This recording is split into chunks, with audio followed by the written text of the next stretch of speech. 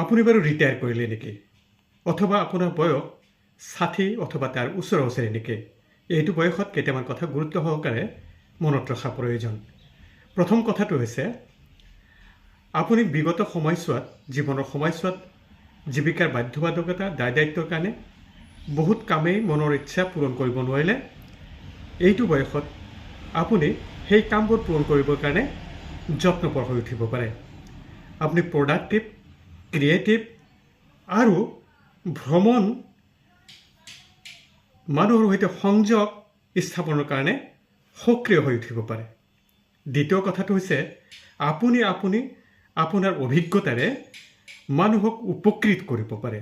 জীৱনটোত আপোনাৰ যথেষ্ট অভিজ্ঞতা আছে, সেইবোৰ মানুহক এতিয়া জীৱন অৰ্জন কৰিলে অৰ্পণ কৰিব পাৰে।